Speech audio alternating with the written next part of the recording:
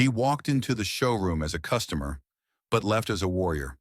What started as a simple car purchase turned into a battle against an entire system, one built to keep people like her out. But Olivia Carter doesn't play by their rules. She rewrote them. And just when she thought the fight was over, a message arrived. The real power wasn't in the boardroom, it was hiding in the shadows. Before we dive in, let us know. What time are you listening to this, and where are you? Drop a comment below. We'd love to hear from you. The early morning sun filtered through the floor-to-ceiling windows of the executive office, casting golden streaks across the polished mahogany desk. Olivia Carter sat in her high-back leather chair, eyes scanning the financial reports in front of her. The numbers looked solid, revenues were up, and the latest models had exceeded sales projections. On paper, everything was running smoothly. Yet Olivia knew that the numbers didn't always tell the full story. She reached for her coffee, the rich aroma blending with the faint scent of leather and paper in the office. A long day was ahead, filled with back-to-back meetings, strategy sessions, and the ever-growing list of responsibilities that came with leading one of the largest automotive brands in the country. Despite her position as CEO, Olivia preferred to stay out of the public eye. There were executives who relished the limelight, basking in interviews and press conferences, but that was never her style. Power for her wasn't about appearances. It was about influence, about knowing how and when to make the right moves. Her assistant Laura knocked lightly on the door before stepping in, a tablet in hand. "Your schedule for today," she said, placing the device on Olivia's desk. "You have the board meeting at 10, followed by the investor call at 1. And," she hesitated, "the manufacturing team has requested a quick check-in." Olivia nodded, flipping through the digital calendar. Everything was running like clockwork, as it always did, but her mind was elsewhere. "I'll need you to reschedule the investor call," Olivia said, setting her coffee down, "and move my afternoon meetings." Laura frowned. "Reschedule? Do you want me to push them to tomorrow?" "No," Olivia said simply. "I won't be available tomorrow either." Laura hesitated but didn't question further. After years of working alongside Olivia, she had learned that when the CEO made a decision, there was always a reason. With a decisive tap on her phone, Olivia opened the confirmation email. Her appointment had been set, a private viewing of an exclusive sports car, one of the rarest models produced by their parent company. It wasn't just about the car, though. Olivia had made the booking under a different name, without using her corporate credentials. No executive treatment, no special privileges, just a regular customer walking into a showroom. She wasn't the kind of leader who believed in making decisions from the top without understanding what was happening on the ground. A business could look perfect from the corporate offices, but the reality at the customer level could be an entirely different story. And Olivia had always trusted her instincts. So something was telling her that the system might not be as seamless as it seemed. She wasn't just buying a car. She was testing the very structure she had spent years building. Rising from her chair, she grabbed her coat and phone. "I'll be out for the rest of the day," she told Laura. "If anyone asks, I'm unavailable." Laura gave her a knowing look. "Do you need a driver?" "No." Olivia shook her head. "I'll take care of it." As she exited the office, she had no idea that this seemingly ordinary visit would become a turning point, not just for her, but for the entire company. The streets of Beverly Hills shimmered under the afternoon sun, casting reflections off the endless rows of luxury cars lining the avenues. Olivia pulled into a discreet parking spot a few blocks away from the showroom, stepping out of her sleek black sedan. She straightened her suit, a tailored, understated black ensemble that exuded quiet confidence. No jewelry, no excessive branding, just precision and elegance. She approached the entrance of the dealership, a modern glass-walled building with polished marble floors that gleamed under the strategically placed showroom lights. The place was designed to impress, to make a statement of exclusivity. The scent of new leather mixed with the faint aroma of espresso from the in-house cafe. A few customers lounged in plush chairs, sipping their drinks as sales associates attended to them with the kind of attention reserved for royalty. The moment Olivia stepped inside, she felt the shift in energy. It was subtle, so slight that most people wouldn't have noticed. The quick, assessing glances, the almost imperceptible pause from the receptionist before her professional smile snapped into place. Olivia had seen it before. Countless times. The difference in how people were treated based on nothing more than surface-level assumptions. She remained composed, her expression unreadable, as she made her way toward the front desk. "Good afternoon," she said evenly. "I have an appointment to view the limited edition model." The woman behind the counter hesitated, her manicured fingers hovering over the keyboard. Then, before even checking the system, she gave Olivia a practiced smile, the kind that was polite but detached. "I'm sorry, but that particular vehicle has already been reserved," she said. Olivia tilted her head slightly. "That's interesting," she replied. "I'd like to verify that information." Before the receptionist could respond, a man stepped forward from an office in the back. He was tall, middle-aged, with neatly combed silver-streaked hair and the kind of effortless confidence that came with years of being in charge. His name tag read, Richard Coleman, General Manager. Richard's gaze swept over Olivia, a flicker of something unreadable passing through his eyes before he spoke. "Is there a problem here?" The receptionist glanced at him before quickly returning to her work, as if she wanted no part in what was about to unfold. Olivia met his gaze, unwavering. "I had an appointment to view the limited edition model," she said, her voice even, "but I was just informed it's already reserved." Richard didn't bother checking the system either. Instead, he leaned against the counter, arms crossed. "That's correct," he said smoothly. "That particular car has already been spoken for." "By whom?" Olivia asked. He exhaled through his nose, the slightest hint of amusement curling at the edges of his mouth. "I'm afraid I can't disclose that information." For a brief moment, neither of them spoke. The tension between them settled into something almost palpable. Olivia could feel the weight of his assumption pressing against her like an invisible force.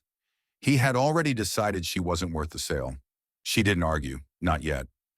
Instead, she turned slightly as the showroom doors opened once again. A man, likely in his early 40s, walked in. He was dressed in a crisp white polo, khaki slacks, and polished loafers, effortlessly casual yet expensive. His name, as Olivia overheard from the receptionist's immediate warm greeting, was Mark Davidson. "Mr. Davidson," Richard greeted him with a firm handshake. "Perfect timing.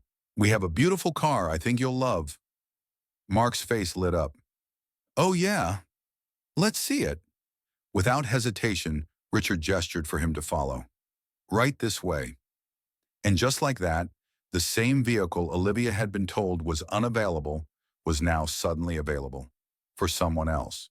She didn't react outwardly. Her years of experience had taught her that emotion, especially anger, was something people like Richard expected. Instead, she simply observed, allowing the full weight of what was happening to settle into the moment. Her fingers tightened slightly around the phone in her hand. Then, with practiced ease, she unlocked the screen and navigated to the company's internal database. If Richard Coleman wasn't going to be honest with her, she'd find out the truth herself. Within seconds, she accessed the vehicle records. The limited edition model had not been reserved. It was sitting in the showroom, still marked as available. Olivia's lips pressed together as she locked her phone. She had her answer, and now it was time to decide what to do with it. Olivia remained still, her posture composed, her expression unreadable. But beneath the surface, a storm brewed.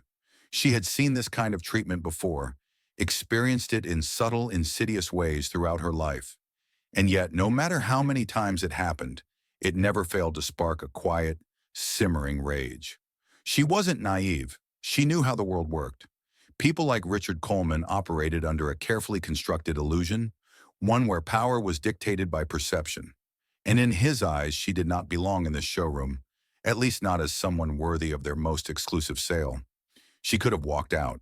She could have ignored it, written it off as yet another instance of casual bias, another reminder that success did not shield her from other people's assumptions. But that wasn't who she was, so she waited. She wanted to see what Richard would do next, how far he would take this. Would he push his narrative, confident that no one would challenge him? Or would the cracks begin to show once he realized the truth? Once he realized who he was dealing with? A few feet away, a woman stood by one of the display cars, shifting her weight uneasily. Olivia had noticed her earlier, a sales associate dressed in the standard uniform of the showroom. White blouse, black skirt, name tag neatly pinned in place. She wasn't involved in the interaction, Yet her eyes flickered toward them every so often, as if she were torn between looking away and paying attention. Sophia Martinez.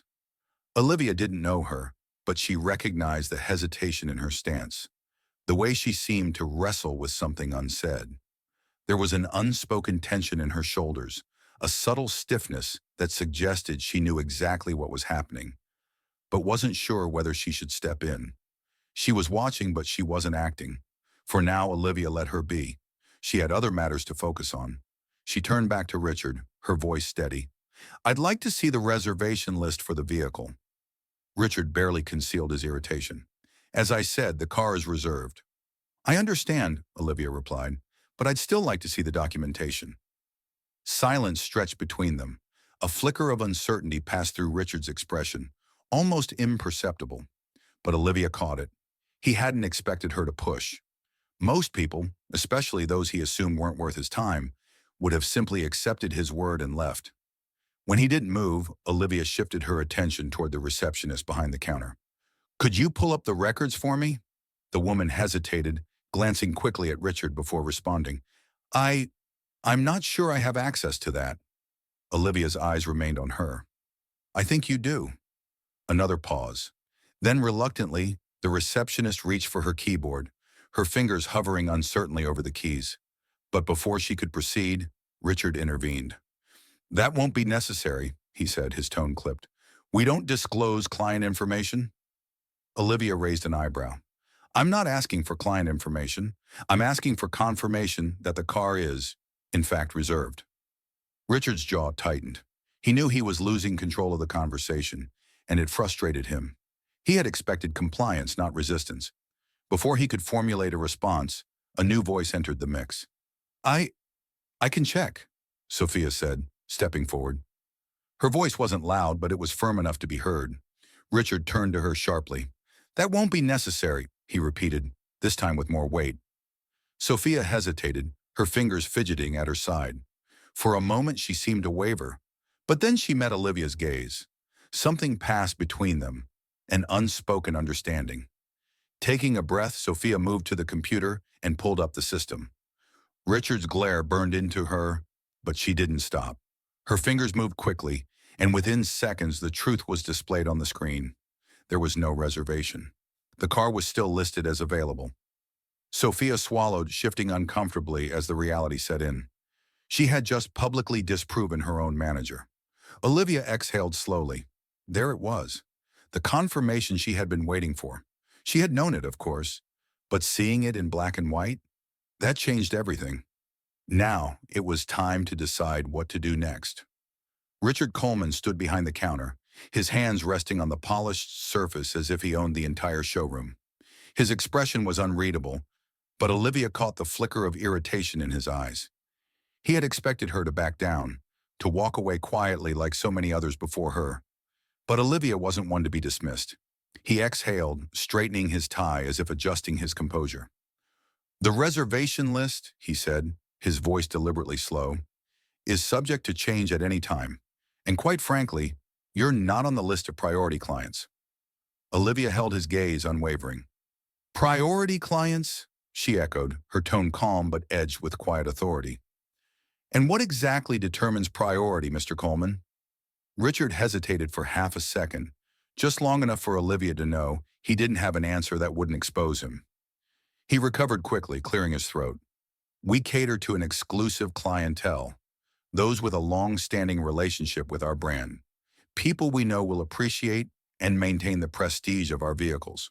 A vague, empty explanation, one designed to keep control in his hands. Olivia tilted her head slightly, as if considering his words. "And yet, you didn't even check the system before telling me the car was unavailable." Richard's jaw tightened. The silence stretched between them, thick with unspoken tension. A few feet away, Sophia Martinez watched from the corner of the showroom. The young sales associate had been standing near the service desk, pretending to review paperwork, but her eyes flicked between Olivia and Richard. She had seen moments like this before. A customer turned away for reasons that were never outright stated but always understood, and she had said nothing. But something about Olivia's presence made her pause.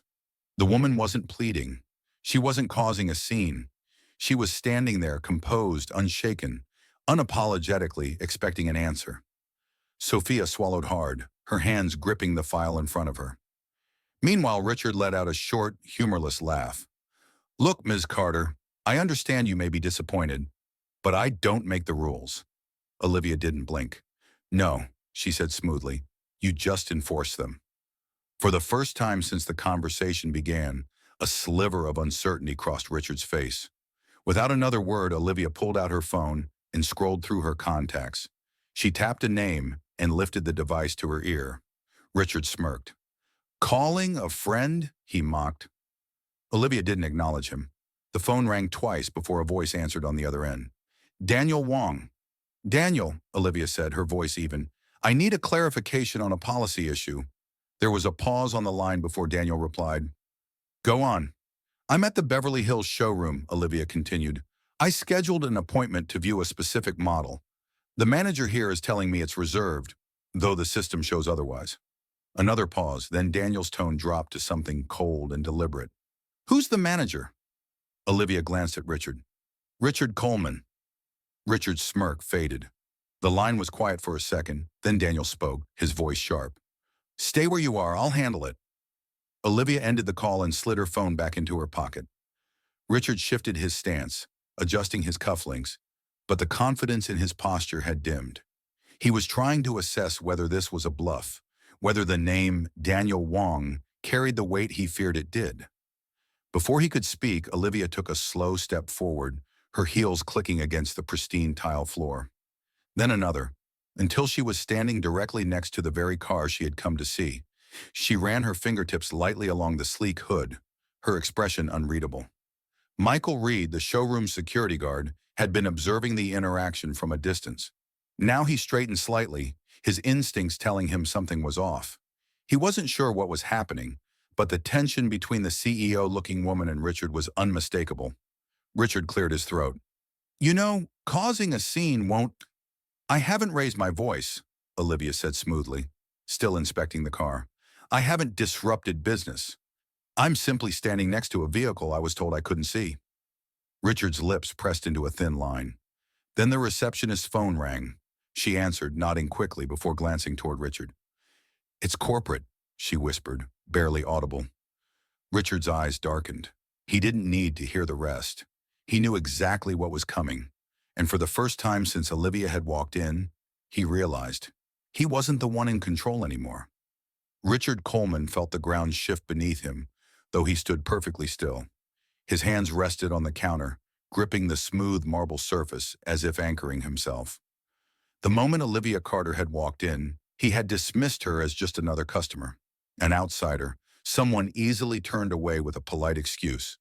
But now, with the receptionist whispering about a direct call from corporate, the situation was spiraling out of his control. He needed to regain his footing. Clearing his throat, he forced a placid smile, the same one he had perfected over the years when smoothing over delicate matters with high-profile clients. "I think there's been a misunderstanding," he said, his voice measured. "We value all of our customers, and I assure you this is nothing personal. Perhaps we can find a way to resolve this amicably." Olivia didn't flinch. She stood tall, her posture effortless yet commanding, her eyes holding an intensity that made it clear she wasn't buying into his facade. The silence between them stretched uncomfortably, thick enough to suffocate. Sophia Martinez, still lingering nearby, swallowed hard. She had seen Richard maneuver his way out of tricky conversations before. His ability to diffuse conflicts with just the right combination of charm and authority. But this time, she could tell. It wasn't working. Olivia wasn't flustered. She wasn't backing down. A subtle shift in the room's atmosphere made Sophia's pulse quicken. Then, the receptionist's voice cut through the air. "Mr. Coleman," she said, her voice hesitant, "corporate is on the line for you." Richard turned sharply, his expression darkening for just a fraction of a second before he quickly masked it. He exhaled, straightening his tie, then picked up the phone. "This is Richard Coleman," he said smoothly. The response on the other end was instant. "This is Daniel Wong," the voice replied, cold and clipped. "I assume you understand why I'm calling." Richard's fingers tightened around the receiver. "There seems to be some confusion regarding a reservation. I'm not interested in your version of events, Daniel interrupted. I'm watching the live security feed. I saw how you dismissed Miss Carter the moment she walked in. I also saw how you welcomed Mr. Davidson with open arms. Richard's throat went dry. Now, Daniel continued, his tone sharpening, before you make this any worse for yourself, I strongly suggest you reconsider your stance. Because I assure you, Richard, if you continue down this path, you won't just be explaining yourself to me, you'll be explaining yourself to the board. A bead of sweat prickled at Richard's temple. He glanced at Olivia, who was watching him with a patient, almost expectant expression. He realized then that she had known. She had known exactly how this would play out the moment she had made that phone call. He had been maneuvered into a corner, and there was no easy way out. Swallowing his pride, he forced his voice to remain steady. Understood, he said, lowering the phone back into its cradle. The showroom had fallen uncomfortably quiet. A few customers had taken notice of the tension, though they didn't fully grasp what was unfolding. Olivia remained where she was, her fingers lightly tapping against the hood of the luxury car she had come to see. Richard took a slow breath, composing himself before turning back to her. He couldn't afford to outright concede defeat, not yet. There are company protocols, he began, his voice now laced with forced reason. We have internal policies about how vehicles are allocated. I can't simply hand over a car to just anyone. Just anyone, Olivia repeated, her voice as sharp as glass. Richard hesitated, realizing his mistake too late. She took a deliberate step forward, her eyes locked onto his. So tell me, Mr. Coleman, she said, her voice low but carrying enough weight to cut through the entire showroom. Who exactly qualifies as just anyone? For the first time since this encounter began, Richard had no answer. And for the first time in his career, he felt truly exposed. Olivia Carter had played her move. Now it was time to watch the pieces fall. She didn't argue. She didn't waste another breath debating with Richard Coleman, a man who had already shown her exactly what kind of power he thought he held. Instead, she reached into her blazer pocket, retrieved her phone, and, with the same measured calm she had maintained throughout the entire encounter, typed out an email. The subject line was short and direct. Is this the standard of service we uphold?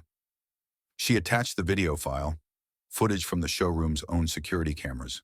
The recording showed Richard dismissing her, his quick refusal without even checking the system. Then just minutes later, the same car being offered with enthusiasm to Mark Davidson. The contrast was glaring. Undeniable. She reviewed the message one final time, then hit send. The email went out, not just to Daniel Wong, not just to a few board members, but to the entire executive leadership team of the company. In less than a minute, the ripple effect began. Sophia Martinez, still standing by the showroom's side counter, heard the first hushed whispers between employees as notifications popped up on their devices. A few exchanged uneasy glances, their gazes flicking toward Richard. Someone muttered, "Is this real?" Another took a cautious step back, as if realizing the ground beneath them was shifting. Richard, sensing the shift, turned back to Olivia, his jaw clenched. "I hope you understand what you've just done," he said, his voice tight. Olivia slipped her phone back into her pocket. "I do," she replied, her tone unreadable. She had set the wheels in motion. Now there was no stopping them. 30 minutes later, the doors of the showroom swung open, and a group of corporate representatives entered. Their arrival was swift and unannounced, but their presence was unmistakable. Suits, clipboards, and the kind of quiet authority that made it clear they weren't here for small talk. Richard barely had time to compose himself before the lead investigator, a tall woman with sharp eyes, approached the reception desk. She glanced at him, then at the cluster of employees now standing awkwardly to the side. "Richard Coleman?" she asked, though she already knew the answer. Richard nodded, his usual confident demeanor cracking at the edges. "Yes. What's this about?"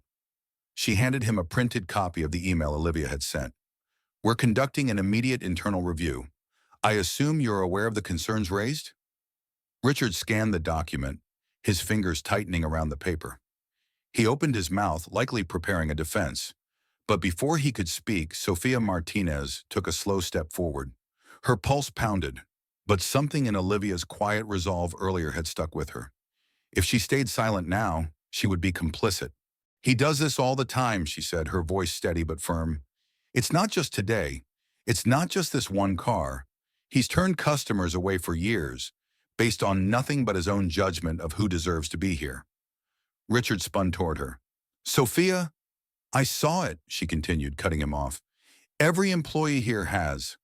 She turned toward the corporate team. "If you check sales records, you'll see a pattern. If you check customer complaints, you'll see it there too." The investigator gave a small nod, jotting something down on her notepad. "We'll be doing exactly that." Richard knew then he had no way out. His carefully maintained illusion of control had collapsed in the span of an hour. And Olivia, she had barely lifted a finger. The air inside the showroom had changed. Employees stood uneasily, unsure of whether to continue their tasks or stay put as corporate conducted their inquiry. Richard had retreated into his office, but Olivia knew it was only delaying the inevitable. She turned slowly, taking in the space around her. The luxury, the exclusivity. It had all been designed to make customers feel like they were part of something elite. But now she saw it differently. How many other showrooms operated like this one? How many more Richard Colemans were making the same decisions, turning away customers, reinforcing invisible barriers? The thought settled heavily in her chest. This wasn't about one dealership. It wasn't about one car. It was about a system, one that had existed long before her and one that wouldn't be dismantled overnight. Richard Coleman was gone. By the time the showroom reopened the next morning, an official corporate statement had been issued. Richard had been placed on indefinite suspension pending further investigation. His office had been emptied and his name removed from all internal communications. For most employees, it was as if he had never been there. But for Olivia, this was only the beginning. She sat in a conference room at the company's headquarters, a large glass-walled space overlooking the city skyline. Across the table sat two senior compliance officers, reviewing a series of spreadsheets projected onto the screen at the front of the room. A third investigator scrolled through customer service reports, highlighting patterns Olivia had suspected, but hadn't yet confirmed. The numbers were damning. It wasn't just Beverly Hills. Store after store, across different regions, showed an unmistakable trend. Customers of color, particularly Black and Hispanic buyers, had been subtly and consistently steered away from high-end vehicles.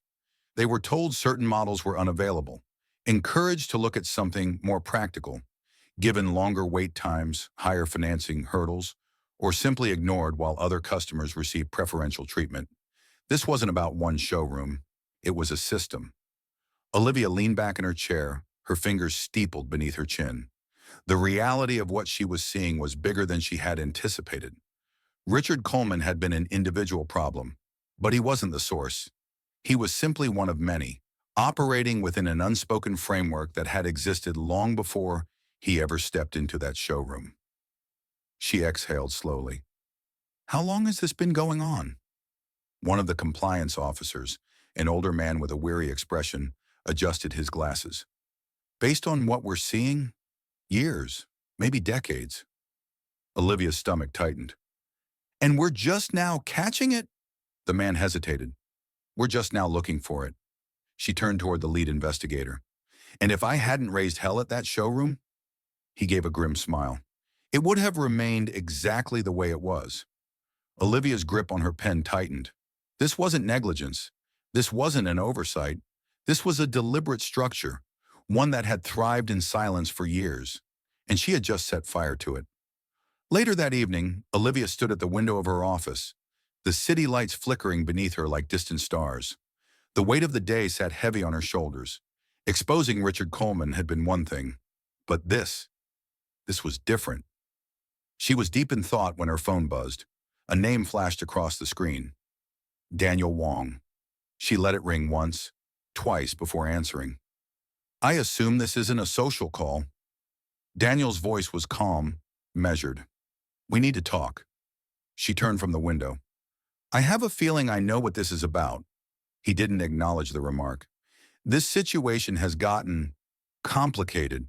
We need to be careful about how we proceed. By we, you mean the company, Olivia said flatly. Daniel sighed. You know how this works. These kinds of issues can be destabilizing if they aren't handled correctly. We don't want this turning into a public scandal. Olivia let out a humorless laugh. So, what? I let it die quietly. Pretend it was just a one-off incident.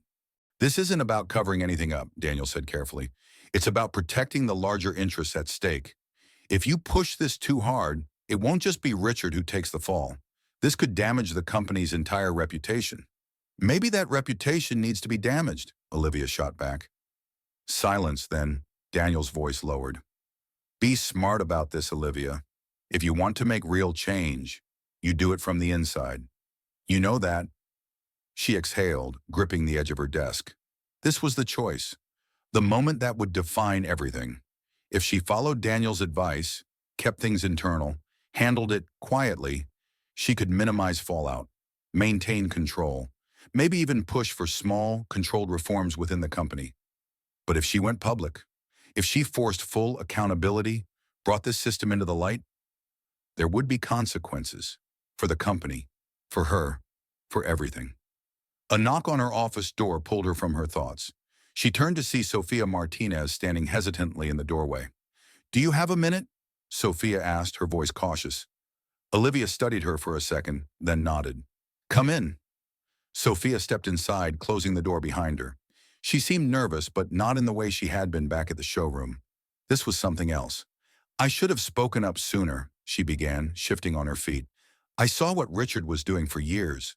I knew it was wrong, but I was afraid. I didn't think anyone would believe me. Olivia gestured toward a chair. You're speaking up now. That matters. Sofia hesitated, then sat. I have something to show you, she said, pulling a folded document from her bag. She handed it to Olivia, who unfolded it carefully. It was a company memo, dated nearly a decade ago. It outlined an unofficial sales strategy for select showroom locations. The language was careful, coded, but the message was clear. Prioritize legacy clientele. Ensure a consistent brand image. Encourage appropriate financial matches for luxury models. It was a blueprint for discrimination, written in corporate doublespeak. Olivia's blood ran cold. This was sent to Richard years ago, Sofia said quietly. And not just him, other managers too. The memo wasn't just a remnant of the past. It was proof that this had been designed. This wasn't a rogue employee. This wasn't a misunderstanding. This was a policy. Olivia looked up at Sofia, her mind already spinning ahead. She had been thinking about this as one battle. She had been wrong. This was a war. Olivia sat at her desk, the weight of the document pressing against her palms. The pages felt heavier than paper had any right to be. She scanned the lines again, her mind working through the implications. The memo laid everything bare. It wasn't a rogue policy. It wasn't an isolated case of prejudice at a single dealership. It was by design. Sofia sat across from her, hands folded tightly in her lap. She had done her part, bringing this to light. Now her eyes searched Olivia's face, waiting for a reaction. The document detailed a long-standing, unspoken practice. Certain dealerships were encouraged to uphold a legacy brand image. The phrasing was careful, avoiding outright discrimination, but the meaning was clear. Prioritize white clientele, subtly steer customers of color toward lower-tier models, and ensure that the luxury market remained exclusive. This was a policy, one that had survived boardroom changes and CEO rotations, buried deep within the company's unspoken rules. And Olivia was now staring it in the face. She set the document down, rubbing her temple. Where did you find this? Sofia hesitated. It was in an old training archive, one of those internal memos no one ever really deletes. I had to dig through years of files, but once I found it, everything made sense. Olivia nodded slowly, her thoughts racing. Richard Coleman had been a symptom, not the disease. He had followed a pattern, one that had existed long before he came along. And if this document had been sent to him, it had also been sent to others. Other showrooms, other managers, other decision makers. Olivia inhaled sharply, then exhaled, steadying herself. Do you realize what this means? Sophia's voice was quiet but firm. I do. That's why I brought it to you. The choices in front of Olivia were stark. If she exposed this, the company would face a public scandal unlike anything before. There would be legal repercussions, lawsuits, press coverage that could stain the brand for years.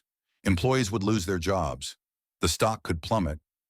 But if she buried it, she would be no better than the people who had come before her.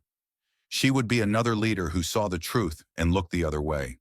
She had spent her entire career proving that her leadership was built on merit, not just to the world, but to herself. She had fought for her place at the table, overcoming barriers that no one ever spoke about, but everyone knew existed. She had spent her entire career proving that her leadership was built on merit, not just to the world, but to herself. She had fought for her place at the table, overcoming barriers that no one ever spoke about, but everyone knew existed. Now she was at the crossroads, and she hated that it even felt like a choice. Sophia broke the silence. So, what are you going to do? Olivia looked at the young woman across from her. Sophia had taken a risk. She had spoken up when it would have been easier to stay quiet. And Olivia had been in that position once before. A young professional, unsure of the system, but certain something was wrong. She wouldn't let fear dictate her decision. She lifted the document again, holding it between her fingers, letting its weight sink in one final time. Then she set it down with a decisive tap against the desk. We take this apart, Olivia said, her voice steady. Not just the memo. The entire system. Sophia exhaled, relief flashing in her eyes. But Olivia wasn't done thinking. She had the information. Now she needed a strategy. She couldn't just drop a bomb and hope for the best. This wasn't a press stunt. It wasn't about scoring moral victories. It was about fixing what was broken, and that required more than just outrage. She needed allies. She needed a plan. And most of all, she needed to be smart. The air in the boardroom was thick with unspoken tension. Olivia stood at the head of the long glass table, a stack of documents in front of her. Across from her sat the most powerful executives in the company, men and women who had spent decades shaping the direction of the business. Some sat stiffly, their expressions unreadable, while others leaned back, arms crossed, as if they had already decided how this meeting would go. Daniel Wong sat near the end of the table, hands folded, eyes locked on Olivia. He hadn't said a word since she walked in. She took a breath, steadying herself. I called this meeting because we have a problem, she began, her voice steady. A problem that has existed for years, but has only now come to the surface. And I have the evidence to prove it. She gestured toward Sophia, who was seated a few chairs away. The young woman looked nervous but resolute. In front of her was the same document she had shown Olivia the night before, the internal memo that proved everything. One of the older executives, a man named Robert Ellison, tapped his pen against the table. And what exactly are you implying, Olivia? He asked, his voice smooth, practiced. That this company has been deliberately engaging in discriminatory practices? Olivia didn't hesitate. I'm not implying. I'm stating it outright. A few heads turned. Small shifts in body language, stiffened shoulders, averted gazes, told Olivia that some of them had already known. She continued. The data is clear. There is a pattern in how certain showrooms have operated. Customers of color have been turned away, discouraged, or guided toward different models based on unspoken policies that we now have in writing. She held up the memo. This document was circulated within our network for years. Richard Coleman was just one piece of a much larger puzzle. The question is, how many of you knew about it? Silence. Then Ellison exhaled sharply. Let's not turn this into a witch hunt, he said, shaking his head. If there were practices in place that led to unfair treatment, then obviously that's something we need to review. But let's be rational about this. The company can handle this internally, adjust policies, provide additional training, and ensure that nothing like this happens again. Another executive chimed in. There's no reason to make this a public spectacle. We can discipline those responsible and move forward without unnecessary damage. Olivia could feel the shift in the room. They wanted to contain it. Of course they did. This isn't about damage control, she said firmly. This is about accountability. The public deserves to know the truth. The customers who were turned away, disrespected, or ignored deserve to know that we are actively addressing this problem, not just sweeping it under the rug. A woman sitting to Olivia's right, Sarah Whitmore, head of legal affairs, cleared her throat. "And what exactly is your endgame here, Olivia?" she asked, her voice careful. "Do you really believe that a full-scale public admission is what's best for this company?" Daniel finally spoke, his voice calm. "She wants a reckoning," he said, meeting Olivia's gaze. The words hung in the air. Olivia stared back at him. She had expected him to push back harder, to be the first one to shut this down. Instead, he was watching her, as if waiting to see how she would respond. "Yes," she said simply. "I do." Ellison scoffed. "And what happens when the stock tanks? When lawsuits start rolling in? When the brand we've spent decades building is dragged through the mud? Maybe you should have thought about that before allowing this to happen," Olivia shot back. The room went silent again. Then, before anyone else could respond, the conference room door swung open.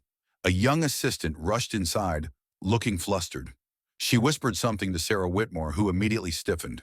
Olivia narrowed her eyes. "What's going on?" Sarah didn't answer right away. Instead, she pulled out her phone, her fingers moving rapidly across the screen. A murmur spread across the room as others did the same, checking their notifications. Then Olivia's own phone vibrated. She glanced at the screen. Her breath caught. A news alert. A breaking report from a major financial outlet. Leaked documents reveal long-standing discrimination in elite auto sales. Is this the end of Carter Automotive's reputation? The blood drained from Olivia's face. She looked up to see the expressions of the board members shifting, some with shock, some with barely concealed panic. Someone had leaked it, but not on Olivia's terms. And just like that, the narrative was no longer in her hands. The boardroom was filled with tension, so thick it felt like the walls were closing in. Olivia Carter stood at the head of the table, her fingers pressing firmly against the polished surface, steadying herself. Across from her, the executives who once welcomed her as a leader now looked at her with thinly veiled hostility. The leaked documents had set the company on fire, and instead of directing their outrage at the system that allowed this discrimination to thrive, they had turned their blame toward her. "You should have handled this internally," Robert Ellison snapped, his voice tight with frustration. "This didn't need to become a media spectacle. Do you have any idea what this is doing to our stock?" Sarah Whitmore, the company's legal head, nodded in agreement. "Olivia, we're facing lawsuits, boycotts. This could cost us billions. And now the press is spinning you as the one who exposed the company. The shareholders are furious." Olivia kept her voice steady. "The company isn't the victim here. The people we turned away, they are the victims." A few executives shifted uncomfortably, but others weren't willing to back down. "You think this is about morality?" Ellison scoffed. "It's about survival. Do you honestly believe you can take on the entire industry and walk away unscathed?" Then Daniel Wong spoke for the first time. His voice was calm, measured, but there was an unmistakable weight behind it. "Do you know what you're doing, Olivia?" he asked, his eyes locked onto hers. "If you keep pushing this, you won't just be fighting the people in this room, you'll be fighting the entire system." Olivia met his gaze, and in that moment she knew. Daniel had known about this for a long time. Maybe not every detail, maybe not the full extent, but he had known enough, and he had chosen to do nothing. So now he was warning her. Not because he cared about the company, not because he cared about justice, because he understood what happened to people who refused to stay in their place. "That sounds like a threat, Daniel," Olivia said coolly. His lips pressed into a thin line. "It's a fact." A silence fell over the room. The battle lines had been drawn. Olivia had made her decision. There was no turning back now. The next morning, the press release was sent out. Olivia had called for a public press conference, scheduled for the following evening. She wasn't going to let the media twist the story. She would take the stage herself, present the truth on her own terms, and demand accountability. The fallout was immediate. Her phone rang nonstop. Executives demanding explanations, investors panicking, PR teams begging her to reconsider. But Olivia ignored the noise. This was bigger than her. But just as she was finalizing her statement, her phone vibrated with a number she hadn't expected to see. Richard Coleman, the man who had been fired for his actions at the Beverly Hills showroom. The same man who had dismissed her, lied to her face, and nearly walked away untouched. Now he wanted to meet. Her first instinct was to ignore it. But then she hesitated. Richard had been part of the system for years. He knew how it worked. If he had reached out, there were only two possibilities. 1. He was looking for a way to save himself. 2. He had information she needed. Neither option was safe. She took a slow breath and texted back. Where? The response came seconds later. Somewhere private. I'll tell you everything. Olivia stared at the message, a knot forming in her stomach. Was this a desperate attempt to cut a deal? Or had Richard just become the most unexpected weapon in her fight? Olivia arrived at the cafe 10 minutes early. She chose a table near the back, where the lighting was dim, and the noise of casual conversation drowned out anything that might be overheard. The place was upscale, tucked discreetly in Beverly Hills, the kind of spot where business deals were made behind well-manicured hedges and hushed tones. She had picked it deliberately. Neutral ground. A public setting, but not too public. A place where both of them could sit across from each other without the weight of their previous confrontation suffocating the air. She didn't have to wait long. Richard Coleman entered the cafe with the same air of self-assurance he had always carried.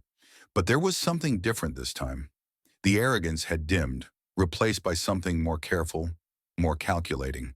He wasn't the same man who had dismissed her in the showroom.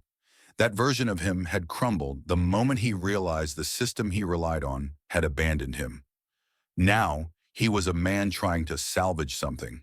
He spotted Olivia immediately and walked over, his steps measured, his expression unreadable. She watched as he pulled out the chair across from her and sat down, adjusting his cufflinks before meeting her gaze. "Thanks for coming," he said. Olivia didn't reply right away. She studied him, taking in the slight tension in his posture, the way his fingers tapped lightly against the table before he caught himself and stilled them. "You reached out to me," she said finally, "so let's not waste time. What do you want?" Richard exhaled through his nose, a short, almost amused breath. "Straight to the point," he muttered. "All right." A waitress approached, placing down a black coffee for Olivia, her usual. Richard ordered the same, though she doubted he actually cared for it. This wasn't a social meeting. Once the waitress left, he leaned slightly forward. "I'm not the villain you think I am." Olivia arched a brow. "No?" Richard smirked, but there was no real amusement in it. "I didn't design that system, Olivia. I didn't create it. I just played by its rules." She tilted her head slightly. "That's an awfully convenient excuse." He sighed, rubbing his temple. "Look, I won't pretend I'm innocent. I enforced those policies. I benefited from them. But I wasn't calling the shots. I was just one of many.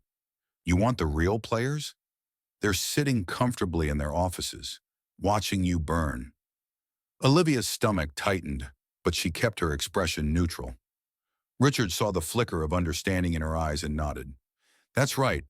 They're letting you fight the battle for them, because the longer this drags out, the easier it is for them to adjust, cover their tracks, and walk away clean." She leaned back, her fingers curling around her cup. "Who are they?" Richard hesitated for the first time. Not out of fear, but as if he was measuring how much he was willing to give away without losing his leverage. "You already know some of them," he admitted. "Robert Ellison, Sarah Whitmore, maybe even Daniel Wong. But there are others, executives who've been in this game for decades, passing down these policies like a playbook. They don't need memos anymore. It's built into how they operate." Olivia remained silent, processing. This was bigger than she had thought. "You think they'll let you win?" Richard continued. "If you don't take them down all at once, they'll regroup. They'll spin this into a PR stunt, pretend they're cleaning house, and in a year, nothing will change." She met his gaze. "So what's your angle?" Richard smirked again, but this time, there was a flicker of something more. Resignation. "I'm not going to prison for this," he said simply. "If I go down, so do they." He pulled a flash drive from his pocket and set it on the table between them. "I have emails, transaction records, meeting notes," he said. Proof that this wasn't just unofficial policy, it was strategic discrimination designed to protect market exclusivity. Some of these people knew exactly what they were doing. They just never thought anyone would come looking. Olivia didn't reach for the drive. Not yet. What do you want in return? Richard didn't flinch. Legal immunity and a statement clearing my name. She let out a sharp breath. You want me to rewrite history for you? I want the truth, he corrected. I was part of it, but I wasn't alone. If I help you, I want guarantees that I'm not the only one who pays the price. A long silence settled between them. This was it, the moment of choice. If she took the deal, she would get the proof she needed to take down the entire network. But Richard was still Richard. He wasn't a hero. He was a survivor, and that meant she couldn't be sure if he was playing one last hand.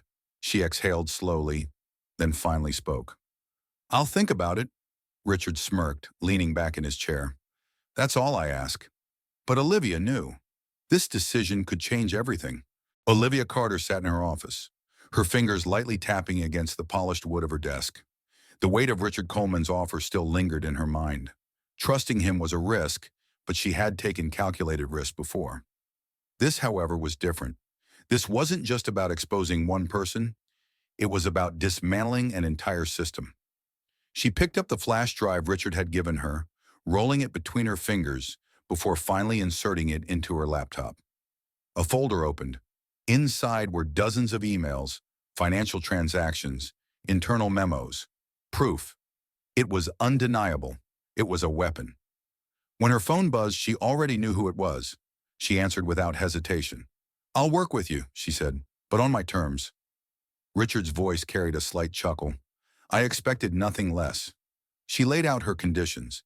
Every claim you make needs to be backed by evidence. If you want my protection, you have to testify. Publicly, if necessary. There was a pause, then Richard exhaled. I can live with that. But Olivia wasn't naive. Richard wasn't offering this out of guilt. He was saving himself, positioning himself for survival.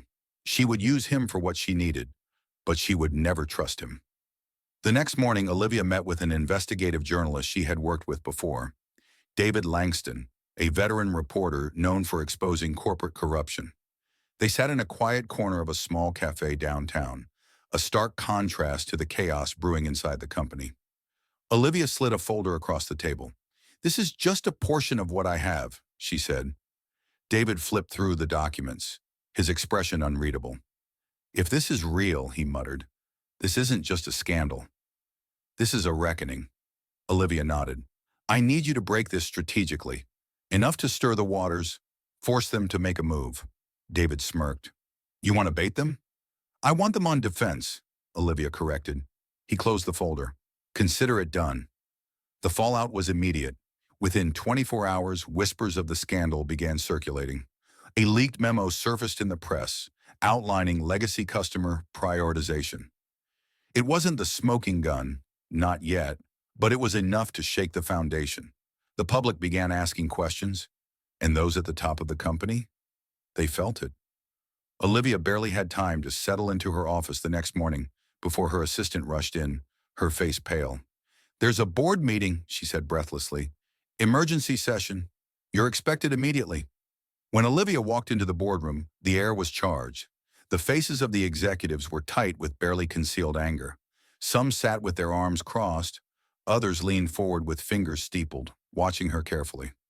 Robert Ellison was the first to speak. I think it's time we address the elephant in the room. Olivia took a seat at the far end of the table, her expression calm. By all means, she said.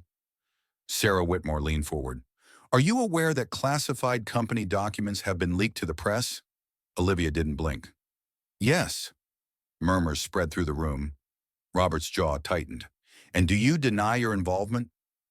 I haven't denied anything, Olivia replied smoothly. The room tensed. Daniel Wong, who had been silent, finally spoke. Do you understand what you've done? His voice was low, controlled. You've put this company in the crosshairs of regulators, activists, the media. The stock is fluctuating.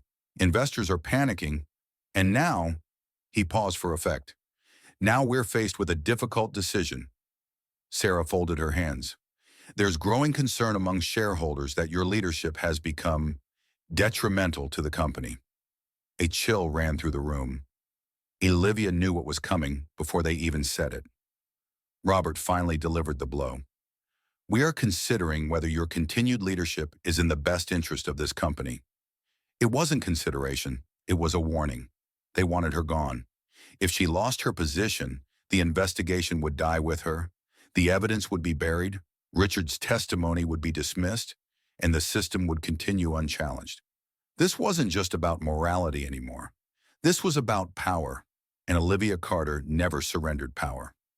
She took a slow breath, then met their eyes one by one. "If this board thinks it can push me out," she said, her voice steady, "then I'd like to see it try." The room fell silent. Daniel's gaze flickered, something almost amused in his expression. Olivia Carter wasn't about to let the board dictate her fate. If they thought they could push her out quietly, they had underestimated her. She had spent years maneuvering through corporate politics, and she knew one fundamental rule: control the narrative before it controls you. The morning before the official board meeting, Olivia met with a select group of high-level shareholders in a private suite at a high-rise overlooking downtown Los Angeles. These weren't just investors. They were the people who truly influenced company direction, the ones who cared about long-term value over corporate secrecy. She had only one goal: make them doubt the board's leadership. "The company's biggest risk isn't the scandal," Olivia said, leaning forward, her voice calm but sharp. "It's how this scandal is being handled." A few of them exchanged glances. She had their attention. She continued, "If we don't fix this now, the market will. That means lawsuits, government scrutiny, declining sales. But if we take the lead, if we correct this from the inside, we protect the company's future instead of watching it burn." A seasoned investor, a woman named Catherine Lowell, tapped a manicured nail against the table. "And you're saying the real issue isn't just the policy, it's who put it in place?" Olivia nodded. "I have evidence that this wasn't an oversight. It was a strategy, one that certain board members actively supported." The murmurs grew. A few of them shifted uncomfortably. They had backed the current leadership for years, but if Olivia was right, then staying silent meant complicity, and complicity meant liability. By the time the meeting ended, she had what she needed. Some of them were still on the fence, but she didn't need all of them, just enough. That evening, Richard Coleman walked into Olivia's office with the same smirk he always wore. But this time, it wasn't arrogance. It was satisfaction. "You were right to trust me," he said, tossing a flash drive onto her desk. Olivia picked it up, her gaze steady. "What am I looking at?" Richard sat down, crossing his legs. "Emails, directives, meeting notes, and the name you've been looking for." She inserted the drive into her laptop. A series of files popped up. She scanned through them, her pulse quickening. The emails were explicit, not just passive approval, but direct involvement in maintaining the discriminatory sales policies. And then she saw the name, Daniel Wong. He hadn't just known, he had been one of the architects. He had shaped the policy, enforced it, and, when the heat turned up, positioned himself as a neutral voice, warning Olivia to back down while working behind the scenes to bury her. Olivia closed the laptop, exhaling slowly. She looked at Richard. "Why are you doing this?" Richard's smirk faded slightly. "Because I know how this game works. Daniel's already thrown me under the bus. If I go down, I'm taking him with me." She studied him for a moment. She didn't trust him, not fully, but right now, he was useful. The boardroom was silent when Olivia entered. Daniel Wong sat at the head of the table, his fingers steepled, his face an unreadable mask. Robert Ellison and Sarah Whitmore sat to his right, along with a few others who had been desperately trying to push Olivia out. She took her seat at the far end, setting down a folder in her laptop. Daniel leaned back in his chair. "Shall we begin?" He launched into his prepared attack, his voice steady and controlled. "Given recent events," he said, "it has become clear that the current leadership is no longer aligned with the company's best interests. The ongoing controversy has caused significant harm to our brand and our financial stability." He let his words settle before continuing. As a result, I believe it is in the company's best interest to discuss new leadership options. There it was, the motion to remove her. A few board members nodded in agreement. Others remained still, waiting. Olivia exhaled slowly, then spoke. That's an interesting argument, she said. But before we vote on anything, I'd like to present some information. She turned her laptop around, pressing play. The screen lit up with an email thread, a conversation between Daniel Wong, Richard Coleman, and other executives. A conversation detailing how they had deliberately implemented and maintained discriminatory policies, how they had dismissed complaints, how they had crafted responses to avoid legal scrutiny. The boardroom fell into stunned silence. Sarah Whitmore's mouth parted slightly. Robert Ellison looked away, his jaw tight. But the real reaction Olivia was waiting for came from Daniel Wong. His expression remained neutral, but his fingers clenched slightly against the table. A tell. He knew he had just been cornered. A voice cut through the silence. "This is alarming," one of the board members said, his tone carefully measured. Another executive, a woman Olivia had met privately, spoke next. "If this is real, it's not Olivia who should be removed. It's the people responsible for this." Daniel sat up straighter. "This is an orchestrated attack. This evidence came from Richard Coleman, a man trying to save himself. We can't just accept it as truth." Olivia leaned forward. "So let's verify it," she said. "I have more. Financial records, meeting logs. If you're so confident in your innocence, let's have an independent investigation." She knew what she was doing. If Daniel fought too hard, he looked guilty. If he agreed, the truth would bury him. His jaw tensed. He turned to the board, scanning the room. He was calculating, trying to see if he still had the numbers to win. And then, the moment of decision. A board member who had stayed quiet finally spoke. "I think," he said carefully, "it's time we reconsider Daniel's position within this company." Another voice followed. "Agreed." Daniel knew the tide had turned. For the first time, he wasn't the one controlling the boardroom. After the meeting, Olivia stepped out into the hallway, the adrenaline still coursing through her veins. Richard Coleman leaned against the wall, arms crossed. "So?" She met his gaze. "Daniel's finished." Richard smirked. "Told you I'd be useful." Olivia narrowed her eyes. "This doesn't make you innocent." His smirk didn't fade. "Number, but it makes me free." She didn't argue, because now she had bigger things to finish.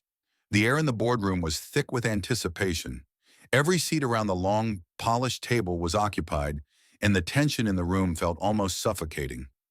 Olivia sat with her hands clasped in front of her, expression composed but alert. Across from her, Daniel Wong remained silent, his face unreadable. A vote would determine his fate. The chairman of the board, a man who had largely remained neutral until now, cleared his throat. "We have reviewed the evidence, heard all sides, and now it is time for a decision. We will proceed with a formal vote regarding Daniel Wong's position within this company." Murmurs passed through the room as the motion was made. Some board members hesitated. Olivia could see it in their faces. The internal struggle. Daniel had been a powerful figure, someone many of them had worked with for years. If they voted him out, they were sending a clear message. But if they kept him, they risked exposing themselves to more scrutiny. One by one, the votes were cast. When the final tally was read, Olivia felt a surge of relief, though she kept it hidden behind a stoic expression. Daniel Wong was out.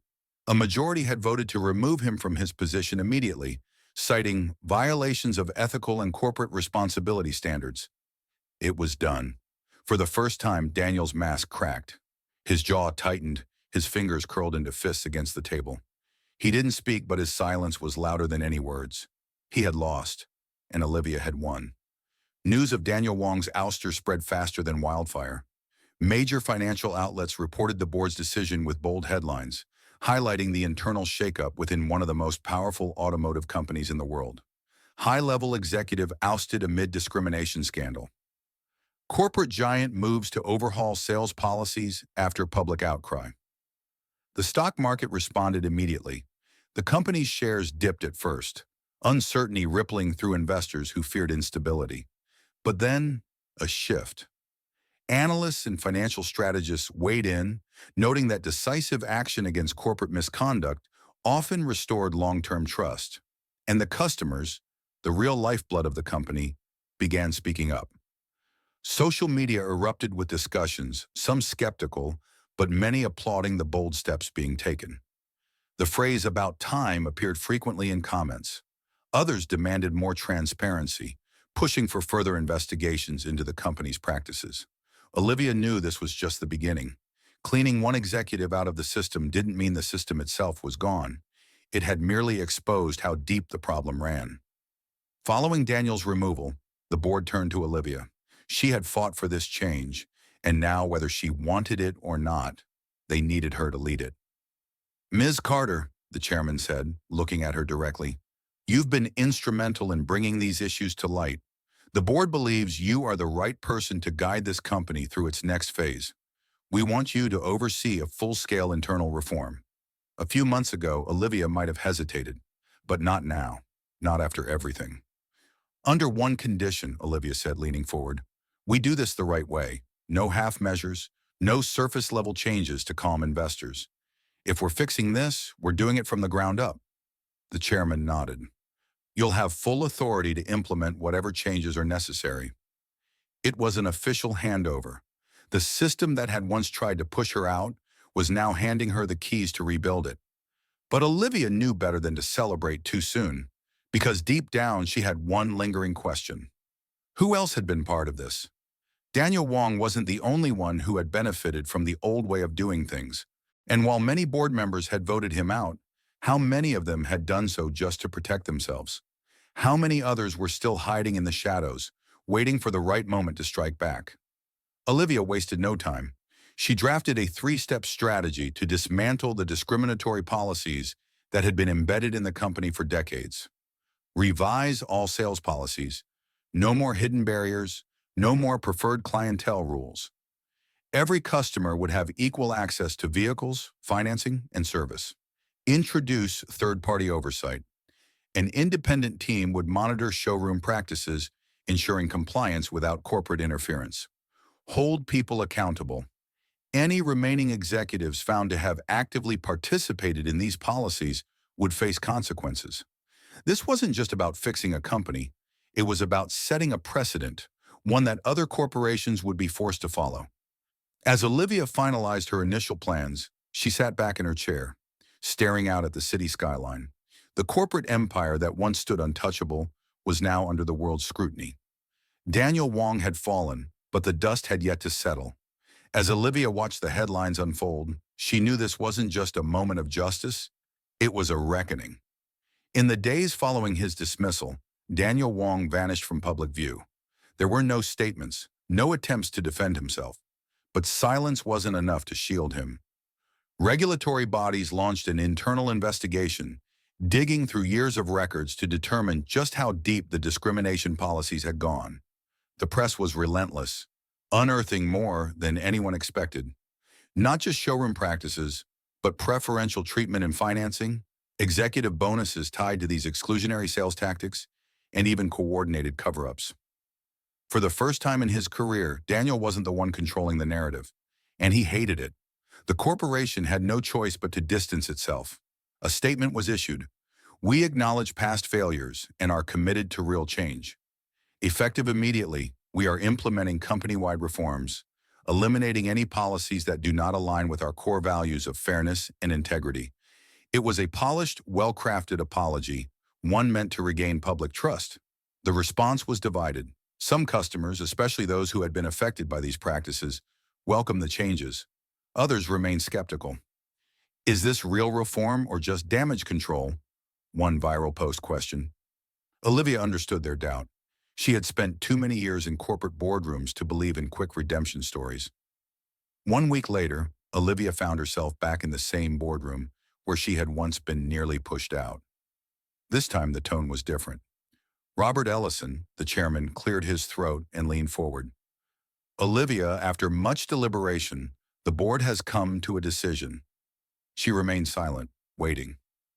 "We would like you to take on a more permanent leadership role within the company, effective immediately." The words settled in the room like a weight. She had fought so hard against the system, and now they wanted her to run it. Sarah Whitmore, usually composed, spoke next. You've proven your leadership, Olivia. You saw the problem, you fought to fix it, and now we need you to make sure it stays fixed. Olivia glanced around the table. Some faces were genuine, others simply pragmatic. They weren't asking because they suddenly believed in her vision. They were asking because they needed her credibility to stabilize the company. She should have felt victorious. Instead, she felt trapped. Olivia had spent her entire career proving she could survive in spaces that weren't built for her, that she could thrive even when the odds were stacked against her. But now, she wasn't sure she wanted to play the same game anymore. Sitting at the head of the table, she thought about everything she had seen, everything she had fought against. The rot in the system didn't come from one person. It was in the culture itself, and no CEO title would change that overnight. She inhaled slowly, then exhaled. I appreciate the offer, she said carefully, but I'm not interested in leading this company. The room went dead silent. Even Daniel Wong hadn't shocked them this much. You're declining? Ellison asked, as if he had misheard her. Olivia nodded. Yes. Murmurs spread across the table. Sarah furrowed her brow. Then what do you propose? Olivia wasn't walking away from the fight. She was just changing the battlefield. I'll stay involved, she clarified, but not as your CEO. Instead, I propose we establish an independent oversight committee, a third-party body with full authority to audit, review, and hold the company accountable for every commitment it makes. A pause. You're asking us to police ourselves? Robert scoffed. Olivia's eyes didn't waver. Number, I'm asking you to let others police you, because without real oversight, this cycle will just repeat itself. Sarah tapped a pen against the table, considering. You chair this committee? Olivia shook her head. Number, it needs to be truly independent. I'll help set it up, but the people leading it? They won't answer to you. They'll answer to the public. Silence. Then, a shift. Some members of the board understood. Others realized they had no choice. At last, Ellison sighed. And if we agree, then you don't just fix this company, Olivia said. You set the standard for the entire industry. In the end, the board agreed. Not because they wanted to, but because they had to. The headlines the next day were bold. Corporate giant establishes first independent oversight body, a model for reform. Olivia watched from her office as the world reacted. Some celebrated, some remained skeptical. But one thing was clear. This wasn't just a quick fix. This was a systemic shift. As she packed up her things, her assistant poked her head in. You're really leaving? Olivia smiled, picking up the last folder from her desk. I'm not leaving. I'm just changing the rules. She walked out, not as the woman who had been pushed out of a boardroom, but as the woman who had rewritten how the game was played. Olivia Carter stepped out of the towering glass building for the last time. The crisp evening air greeted her like an old friend, cool against her skin, carrying with it the distant hum of city life. For the first time in months, she felt light, as if a weight she hadn't realized she was carrying had finally been lifted. She had walked into that boardroom prepared for war, expecting resistance, expecting the same system that had always worked against her. And yet she had won. Not in the way they had expected. Not by taking their offer, but by rewriting the rules entirely. As she moved toward her car, her mind drifted back to where it all started. A showroom, a simple denial.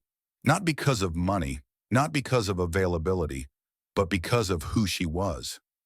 She had walked in as a customer, unknowingly stepping into a confrontation that had been brewing long before she arrived.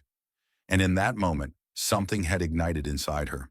She hadn't planned for any of this. She hadn't set out to take on an entire corporation. She hadn't expected to expose a decades-old discriminatory machine, to bring down one of the company's most powerful figures, or to force an industry-wide reckoning. But when the moment had come, when she saw the truth for what it was, she hadn't backed down. She had fought, and she had won. But as she reached for her car door, her phone buzzed. She pulled it out, expecting a message from a reporter, a colleague, or even a congratulatory note from one of the board members, still reeling from her decision. Instead, it was an email. No sender name, no subject, just a single line. You may have taken down Daniel Wong, but he was just the tip of the iceberg. If you really want to know who's controlling everything, keep looking. Olivia's fingers tightened around her phone. For a moment, she just stared at the screen.